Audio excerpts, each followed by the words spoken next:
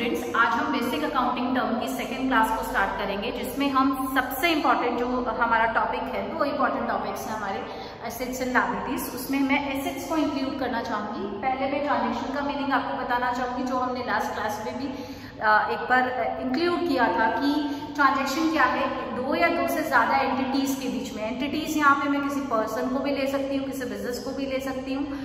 हाँ, बिजनेस जो एंटिटी की मैं बात कर रही हूँ तो उसको मैं बिजनेस एंटिटी बोलूँगी ना। तो किन्हीं भी दो एंटिटीज़ के बीच में अगर कोई वैल्यू एक्सचेंज हो रही है, वैल्यू का ट्रांसफर हो रहा है, यानी कि अगर आपने कोई मटेरियल खरीदा है, गुड्स खरीदे हैं, गुड्स सेल किए हैं, इलेक्ट्रिसिटी बिल पे किया है, रेंट पे किया है, सैलरी पे की है, वेजेस पे किए हैं, तो इनको हम ट्रांजेक्शन्स कहते हैं। ठीक है, फाइनेंशियल नेचर की ट्रांजेक्शन्स कहते हैं, क्योंकि यहाँ पे मॉनेटरी वैल्यू है। ठीक है, अब बात करते हैं एसेट्स की। तो एसेट्स क्या है? एसेट्स बिजनेस के लिए इकोनॉमिक रिसोर्सेज हैं। इकोनॉमिक रिसोर्सेज क्या होता है? जैसे मान लो एज अ फैमिली, आपकी फैमिली के पास जो आप जिस बिल्डिंग में रह रहे हैं वो आपका खुद का है ना, या आपके बैंक में 5 लाख रुपीज डिपॉजिट है, या आपके पास घर में गाड़ी है, अच्छा टीवी है, अच्छा फ्रिज है, एसी है, कूलर है ना। तो ये सब चीज ये आपके लिए रिसोर्सेज हैं, इनसे आप इकोनॉमिक बेनिफिट ड्राइव कर सकते हैं। इकोनॉमिक बेनिफिट किस तरह के बेनिफिट? फॉर एग्जाम्पल, अगर आपका जिस बिल्डिंग में आप रह रहे हैं वो बिल्डिंग आपकी ही है, तो आपको रेंट नहीं पे करना पड़ेगा। ये इकोनॉमिक बेनिफिट आपको मिल रहा है by having the building of your own. ठीक है, या फिर अगर आपका बैंक में 5 लाख रुपए डिपॉजिट है तो उससे आप इंटरेस्ट अर्न कर रहे हैं, तो ये जो है ये इकोनॉमिक बेनिफिट्स आपको देते हैं। तो एसेट्स क्या है? एसेट्स वो इकोनॉमिक रिसोर्सेज है। जब हम बिजनेस की बात करेंगे तो हम बिजनेस में एसेट्स, किन एसेट्स की बात करेंगे, उन क्लासिफिकेशन में आगे आपको सारे बताऊंगी। तो एसेट्स वो सारे रिसोर्सेज हैं जिनको आप मॉनेटरी टर्म्स में रिप्रेजेंट करते हैं और जिनसे आपको इकोनॉमिक बेनिफिट, फर्म को इकोनॉमिक बेनिफिट्स ड्राइव होते हैं, उनसे हमें इकोनॉमिक बेनिफिट मिलते हैं।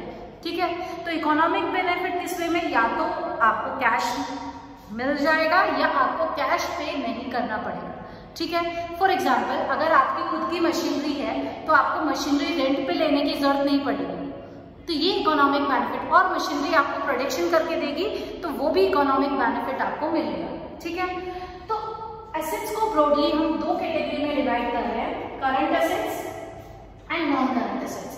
लास्ट क्लास में हमने एक अकाउंटिंग पीरियड की बात की थी कि हर जो बिजनेस है वो एक अकाउंटिंग पीरियड के लिए अकाउंटिंग करता है। ठीक है, तो अगर वो अकाउंटिंग पीरियड में आप इकोनॉमिक बेनिफिट्स किसी एसेट से ड्राइव कर रहे हैं, है ना, अगर आपको किसी एसेट से benefits, economic benefit, monetary terms में जो बेनिफिट है वो अगर आपको एक अकाउंटिंग पीरियड में मिल पा रहे हैं तो उसको हम करंट एसेट्स बोलेंगे।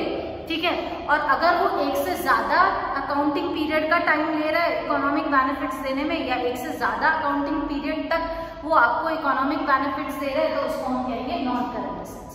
ओके, तो जहां बेनिफिट हमें कब तक मिल जाए, अप टू 1 अकाउंटिंग पीरियड जो मिल जाए वो आपका करंट एसेट्स, और मोर देन 1 अकाउंटिंग पीरियड मिले वो नॉन करंट एसेट्स। ठीक है, क्लियर है? अब करंट एसेट्स और नॉन करंट एसेट्स को कंपनीज एक्ट में अलग अलग, कंपनीज एक्ट क्या, यानी कि जो कंपनी को रेगुलेट करती हैं उनको हम कहते हैं कंपनीज एक्ट। ठीक है, तो कंपनीज एक्ट में करंट एसेट्स और नॉन करंट एसेट्स को इन पार्ट्स में डिवाइड किया गया है। तो सबसे पहले मैं कवर करूंगी करंट एसेट्स। तो करंट एसेट्स हमें पता है वो इकोनॉमिक रिसोर्सेज जो हमें इकोनॉमिक बेनिफिट देंगे, कब तक, अप टू 1 अकाउंटिंग पीरियड। या तो वो इकोनॉमिक बेनिफिट देंगे या उनको हम कैश में कन्वर्ट कर पाएंगे। फॉर एग्जाम्पल, करंट इन्वेस्टमेंट, पहला जो है करंट इन्वेस्टमेंट। इन्वेस्टमेंट क्या होता है? इन्वेस्टमेंट कैसे कि अगर बैंक के पास एक्स्ट्रा रिसोर्सेज हैं, एक्स्ट्रा कैश है, एक्स्ट्रा इकोनॉमिक रिसोर्सेज हैं, तो वो बिजनेस में, देखो एक इन्वेस्टमेंट होता है बिजनेस में आपने फंड्स को इन्वेस्ट किया, एक इन्वेस्टमेंट होता है बिजनेस से बाहर, है ना, या तो आपने बैंक में पैसा जमा कर रखा है या आपने किसी दूसरी कंपनी के शेयर्स खरीद रखे हैं। इससे आपको क्या मिलेगा, इससे आपको डिविडेंड मिलेगा। बैंक से आपको क्या मिलेगा, इंटरेस्ट मिलेगा।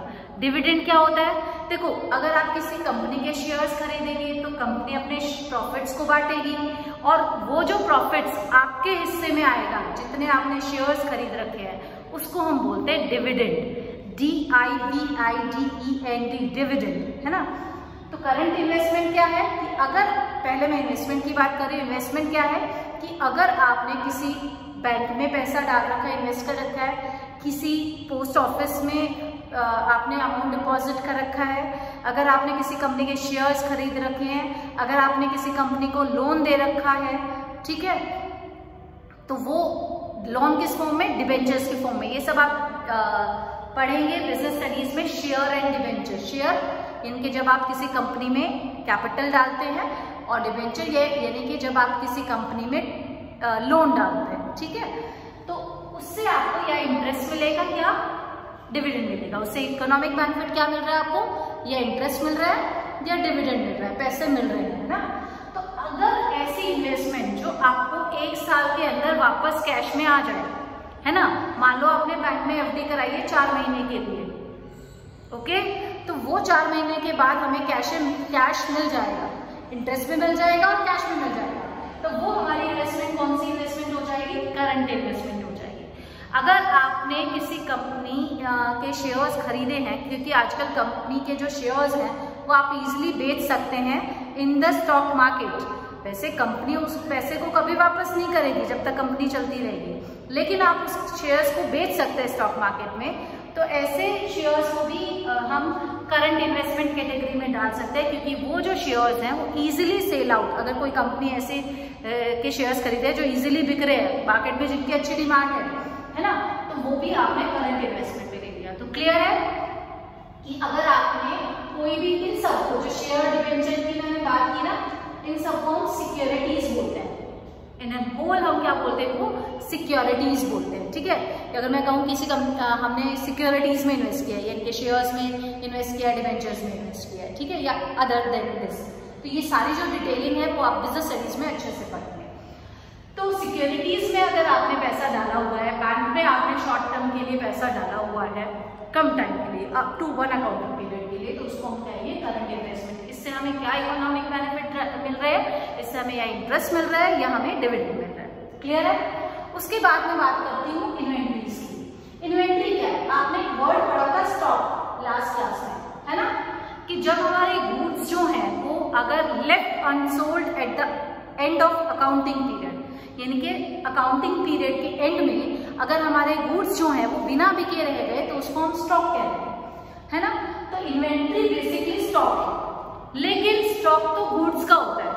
बिजनेस में और भी बहुत सारी चीजें हम यूज के लिए खरीदते हैं, छोटे छोटे चीजें, जैसे स्टेशनरी, है ना, कई बार हम इकट्ठी खरीद लेते हैं, स्पेयर पार्ट्स,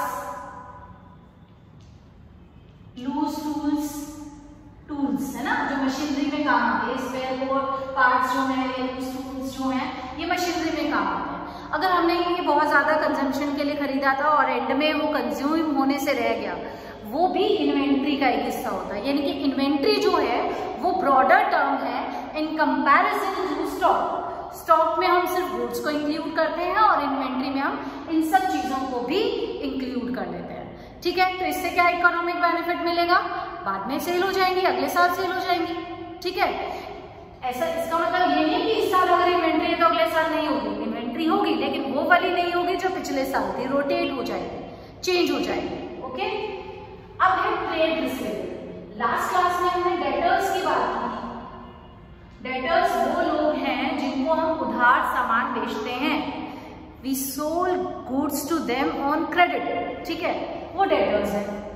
अगर डेटर्स जो है, डेटर्स से हमारा जो रिश्ता होता है वो एक ऑरल अग्रीमेंट का होता है, मतलब हम कोई रिटर्न में अग्रीमेंट नहीं करते कि तुमने हमसे सामान लिया और तुम हमें पैसे दोगे, क्योंकि बिजनेस जो है वो फेथ पे चलता है, बिलीफ पे चलता है। लेकिन अगर हमारे कोई नया डेटर है और डाउटफुल है कि हमें नहीं पता वो पैसे देगा नहीं देगा, तो हम अपनी साइड को सिक्योर करना चाहेंगे। तो हो सकता है हम उस डेटर को बोले कि भैया तुम मेरे को रिटर्न में दे दे, रिटर्न में लिख के दे दे मुझे, क्या लिख के दे दे रिटर्न में, कि तू मुझे बाद में पैसे दे देगा। तो वो जो डेटर जब हमें रिटर्न में स्टेटमेंट दे देता है कि वो हमें 1 महीने बाद, 2 महीने बाद जितनी भी अमाउंट ड्यू है वो पे कर देगा, तो उसको हम बोलते हैं bill receivable. Bills receivable, return statement को हमने बिल बोल दिया, और क्योंकि उस रिटर्न स्टेटमेंट में से हमें पैसा मिल रहा है इसलिए वो रिसीवेबल है। ठीक है, क्लियर है। तो यानी कि ट्रेड रिसीवेबल क्या है, डेटर्स और बिल रिसीवेबल। डेटर्स वो दोनों ही वही कस्टमर्स है जिनको हमने उधार सामान बेचा है, लेकिन डेटर्स के साथ हमारा रिश्ता कैसा है, ओरल है, और बिल रिसीवेबल से हमारा रिश्ता कैसा है, रिटर्न एग्रीमेंट है। ओके, क्लियर है। उसके बाद मैं बात करती हूँ कैश एंड कैश इक्विवेलेंस। अब इनसे क्या इकोनॉमिक बेनिफिट ड्राइव होंगे, इनसे इकोनॉमिक बेनिफिट ये मिलेंगे कि ये हमें बाद में पैसा देंगे। ओके, अब बात है कैश एंड कैश इक्विवेलेंट की। अब कैश तो सबको क्लियर है, कैश मतलब कैश, नगद पैसा। कैश इक्विवेलेंट क्या है, देखो अगर बैंक में भी हमारा पैसा है कैश के अलावा, वो भी कैश जैसा ही है, उसको भी हम यूज कर सकते हैं। ठीक है, कुछ खर्च कर सकते हैं। और आजकल एक बड़ी डीमोनेटाइजेशन के बाद या उससे पहले भी थोड़ा बहुत डिजिटल जो वॉलेट है उसका बड़ा नाम चलता है। पेटीएम वॉलेट, अमेजन पे का बैलेंस, फ्रीचार्ज का बैलेंस, इन सबको डिजिटल वॉलेट्स बोलते हैं। ठीक है, तो अगर डिजिटल वॉलेट में अगर आपका पैसा है वो भी आपके लिए कैश इक्विवेलेंट है।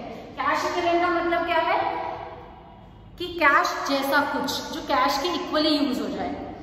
चेक्स अगर हमारे पास आएंगे, चेक्स इन हैंड, चेक किसी ने हमें काट के दिया, हो सकता है हम ये चेक किसी दूसरे को कैश पेमेंट करने की बजाय यही चेक दे दें, तो ये जो चेक्स हैं ये भी कैश इक्विवेलेंस में आते हैं। ठीक है, या ड्राफ्ट, अगर आपने वर्ड सुना हो bank draft, demand draft, DD बनवाया, अगर डीडी हमारे पास आया हुआ है वो भी कैश इक्विवेलेंट है, क्योंकि वो भी कैश में कन्वर्ट हो जाएगा। तो कैश एंड कैश इक्विवेलेंट में हमने क्या क्या लिया, cash balance, bank balance, digital wallets में जितना भी पैसा है हमारा, चेक्स हमारे पास जितने आए हुए हैं और ड्राफ्ट्स जितने आए हुए हैं, ये सब हमारे कैश एंड कैश इक्विवेलेंट्स में इंक्लूड होते हैं। अब मैं बात करती हूँ short term loans and advances की। अगर आपने शॉर्ट टाइम के लिए किसी को लोन दिया है ना, सिक्योरिटीज नहीं, कंपनी को नहीं, सिक्योरिटी नहीं खरीदी, ऐसे ही लोन दिया है भाई को, किसी फर्म को, रिश्तेदार को, तो शॉर्ट टर्म के लिए, शॉर्ट टर्म के लिए मतलब अप टू 1 अकाउंटिंग पीरियड के लिए अगर मैंने किसी को एज अ बिजनेस किसी को लोन दिया है तो वो शॉर्ट टर्म लोन्स में आ जाएगा। अब ये बात आती है एडवांसेस की। जैसे आप सामान खरीदते हो, मान लो आपने किसी को ऑर्डर दिया 1 लाख यूनिट का, वो कहता नहीं मेरे को 50,000 रुपये एडवांस चाहिए, और मैं आपको ये जो सप्लाई है 1 लाख यूनिट की वो 3 महीने बाद कर दूंगा, तो वो एडवांस आपका कितने महीने के लिए है, 3 महीने के लिए है, इसलिए उसको किसमें काउंट कर रहे हैं, शॉर्ट टर्म एडवांस में। यहाँ पे मैं उन्हीं एडवांसेस की बात कर रही हूँ जनरली, है ना, जो कि आप कोई सामान खरीदने के लिए देते हैं। ओके, तो शॉर्ट टर्म लोन्स यानी कि आपने कम टाइम के लिए किसी को पैसा दिया है, एडवांसेस मतलब अगर आपने कुछ सामान खरीदने के लिए पैसा दिया है, ठीक है, एडवांस में, लेकिन वो जो सामान है आपका एक अकाउंटिंग पीरियड के अंदर आ जाएगा। ठीक है, तो इससे हमें, अब देखो इनसे इकोनॉमिक बेनिफिट की तो जरूरत ही नहीं है, कुछ भी खरीद सकते हैं। Short term loans and advances से क्या इकोनॉमिक बेनिफिट होंगे कि इस इतने टाइम के बाद वापस हमें पैसा मिल जाएगा, साथ में इंटरेस्ट भी मिल जाएगा, और एडवांस में हमें सामान मिल जाएगा कि जो एडवांस दिया है उसके 3 महीने बाद we will get the goods, और जिसको हम या यूज कर सकते हैं या बेच सकते हैं, जिससे हमें पैसे हमारी कमाई होगी। अदर करंट एसेट्स में क्या है, अदर करंट एसेट्स में फॉर एग्जाम्पल आप जो बिल्डिंग में जिसमें आप काम कर रहे हैं वो रेंट पे, और रेंट जो है वो एडवांस जाता है, और एडवांस भी कैसा, वो 3 महीने का एडवांस लेते हैं, मतलब पहले रेंट लेते हैं 3 महीने का, फिर आप 3 महीने उस बिल्डिंग को यूज करते हैं, फिर अगले 3 महीने का पहले आप रेंट देते हो, फिर 3 महीने आप बिल्डिंग यूज करते हो। ठीक है, तो जो इनको कहते हैं प्रीपेड एक्सपेंसेस, क्या बोलते हैं इसको, प्रीपेड एक्सपेंसेस। जैसे आप अपने मोबाइल में बैलेंस कराते हैं, डेटा बैलेंस कराते हैं, कॉल बैलेंस कराते हैं, आप पहले बैलेंस कराते हैं फिर आप कंज्यूम करते हैं, तो जितना बैलेंस है वो आपके लिए एक तरह की से क्या है, एक एसेट है शॉर्ट टर्म का, कि आप इस बैलेंस को यूज कर सकते हैं, तो वो प्रीपेड एक्सपेंसेस। कि अगर आपने एडवांस में कोई रेंट दे दी, सैलरी दे दी, तो बाद में आपको वो रेंट या सैलरी देने की जरूरत नहीं पड़ेगी, और उन सर्विसेज का आप कंजम्पशन कर पाएंगे उस पेमेंट के बदले में, तो इसलिए वो अदर करंट एसेट्स में आ गया। इसी तरह से एक और वर्ड मैं बोलना चाहती हूँ आपके लिए, एक्रूड इनकम। अब एक्सपेंसेस और इनकम को हम नेक्स्ट क्लास में अच्छे से पढ़ेंगे, है ना। अभी तो आप पढ़ लो, एक्सपेंसेस मतलब खर्च करना, इनकम मतलब कोई चीज आना।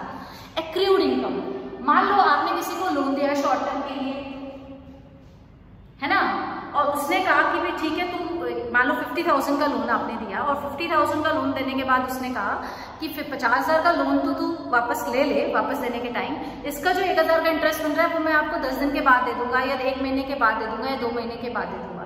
तो जब तक वो नहीं मिलेगा वो इंटरेस्ट, वो हमारी इनकम कौन सी इनकम है, एक्रूड इनकम है, तो वो थोड़े टाइम के बाद आपको मिल जाएगी।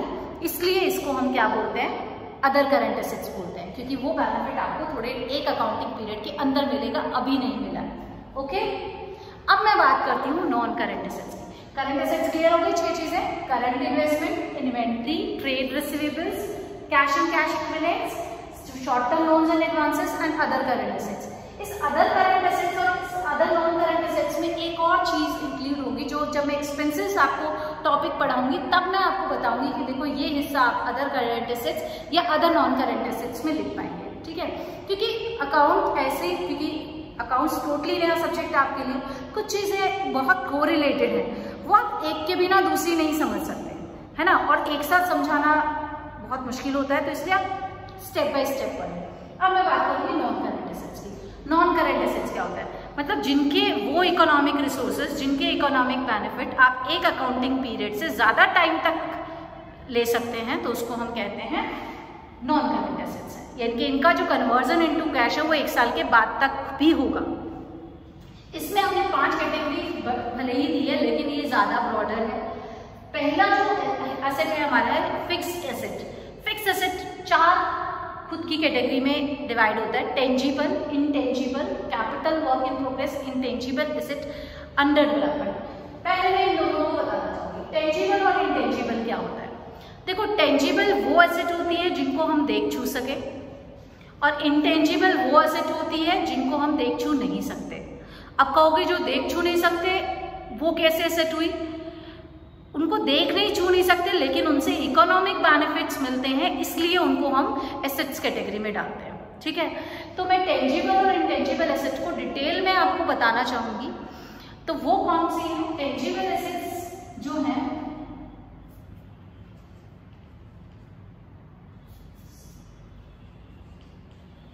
टेंजिबल एसेट्स जो है, जैसे देख छू सके, लैंड, बिल्डिंग, प्लांट, मशीनरी, है ना, जो आपके पास लंबे टाइम तक भी रहे और देख छू भी सके।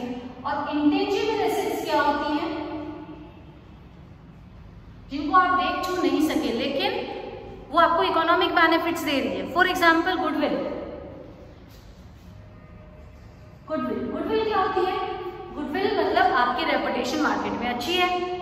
जब इसको हम मॉनेटरी वैल्यू में एक्सप्रेस कर देंगे, मॉनेटरी वैल्यू में जब इसको एक्सप्रेस कर देंगे, मतलब 1 लाख की गुडविल है, 2 लाख की गुडविल है, वो कैसे पता चलेगा, गुडविल निकालने के मेथड्स हैं जो आप 12th में पढ़ेंगे। तो अभी आपको गुडविल निकालने के बारे में नहीं सोचना है, सिर्फ पता करना है कि गुडविल होती है।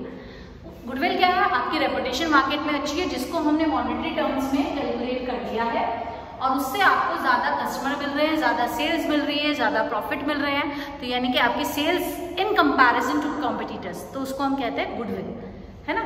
तो गुडविल को आप देख छू नहीं सकते लेकिन आपके पास प्रॉफिट ज्यादा है आपके कॉम्पिटिटर्स से, इसलिए आपकी गुडविल ज्यादा अच्छी है, और ये आपके लिए इंटेंजिबल एसेट्स है। इसी तरह से मैं एक और एग्जांपल लूंगी, बाकी हम बाद में पढ़ेंगे अच्छे से। पेटेंट्स। पेटेंट्स क्या होते हैं, पेटेंट्स क्या होते हैं, पेटेंट्स बेटा वो चीजें होती हैं पेटेंट्स की, जैसे आपने कोई डिजाइन, आपकी कार है उसका कोई डिजाइन, आपका मोबाइल है उसकी कोई ऐप, उसकी कोई सर्विस, है ना। जैसे आपका नॉर्मल एंड्रॉयड फोन होता है, एक एंड्रॉयड 1 होता है, एक ऑपरेटिंग सिस्टम वाला विंडो वाला फोन होता है, एक एप्पल का अलग ही सिस्टम होता है। ये जो डिजाइनिंग है ये रजिस्टर कराती है कंपनीज, और वैसा डिजाइन कोई दूसरा कॉपी नहीं कर सकता। तो यानी कि आपकी रेपुटेशन की, आपका जो बेनिफिट है, आपकी जो गुडविल है वो डिस्टर्ब नहीं होगी, आपके बेनिफिट आप ही निकाल पाएंगे, कोई दूसरा उसको कॉपी नहीं कर पाएगा, और अगर कॉपी करेगा तो उसको आपको पेनल्टी देनी पड़ेगी। जैसे 2, 2.5, 3 साल पहले एप्पल और सैमसंग में कोई डिस्प्यूट था जिसमें एप्पल ने सैमसंग को बोला कि भैया तुमने मेरे डिजाइन कॉपी किए हैं, और फिर रिजल्ट एप्पल के फेवर में आया, जो ये आया कि सैमसंग को बहुत बड़ी पेनल्टी एप्पल को देनी पड़ी, कोई आप या डिजाइनिंग से रिलेटेड इशू था, ठीक है। तो इंटेंजिबल एसेट्स क्लियर है। उसके बाद है कैपिटल वर्क इन प्रोग्रेस। जैसे लैंड बिल्डिंग है, बिल्डिंग अगर बन रही है अभी पूरी नहीं हुई है तो उसको हम बोलेंगे कैपिटल वर्क इन प्रोग्रेस। और अगर पेटेंट आप डिजाइनिंग कर रहे हैं, आप सॉफ्टवेयर बना, कंप्यूटर सॉफ्टवेयर, ये भी आपकी इंटेंजिबल एसेट है। कंप्यूटर सॉफ्टवेयर बना रहे हैं, अभी खर्चा लग रहा है लेकिन सॉफ्टवेयर बन के तैयार नहीं हुआ है ना, तो वो जो है वो आपका आएगा intangible assets under development. Clear है। अब हम बात करते हैं नॉन करंट इन्वेस्टमेंट की। जैसे करंट इन्वेस्टमेंट थी वैसे नॉन करंट इन्वेस्टमेंट है, बस इसमें जो इन्वेस्टमेंट है वो 1 साल से ज्यादा टाइम के लिए होती है। जैसे आपने बैंक में एफडी 5 साल के लिए कराई है। ओके, डिफॉल्ट टैक्स एसेट आपको नहीं पढ़ना है, आपके सिलेबस का हिस्सा नहीं है। अब in long term loans and advances same इसी तरह से, आपने किसी को लोन दिया है लेकिन 1 साल से ज्यादा टाइम के लिए दिया है, आपने एडवांस दिया है लेकिन आपको जो गुड्स मिलेंगे या जो एसेट मिलेगी वो आपको 1 साल बाद मिलेगी, उसके लिए जो एडवांस दिया है वो टर्म लोन्स एंड एडवांसेस में आ गया। अदर नॉन करंट एसेट्स में एक तो यही है कि अगर आपके कोई ऐसे एक्सपेंस आपने किए हैं जो 1 साल से ज्यादा टाइम के लिए किए हैं, मान लो एडवर्टाइजमेंट आपने कराई 5 साल के लिए, तो वो जो 5 साल की एडवांस जो आपने खर्च करा है वो आपके लिए क्या आ जाएगी, अदर नॉन करंट एसेट्स, है ना। एडवर्टाइजमेंट, कौन सी वाली एडवर्टाइजमेंट, इसको जनरली हम बोलते हैं डेफर्ड। डेफर्ड मतलब पोस्टपोन, डेफर्ड, ये डेफर्ड एडवर्टाइजमेंट है। Okay, thank you class. Assets बहुत इंपॉर्टेंट है, आप प्लीज इसको बहुत अच्छे से पढ़ें, ये आपको 12th क्लास तक काम आएगा। Thank you so much.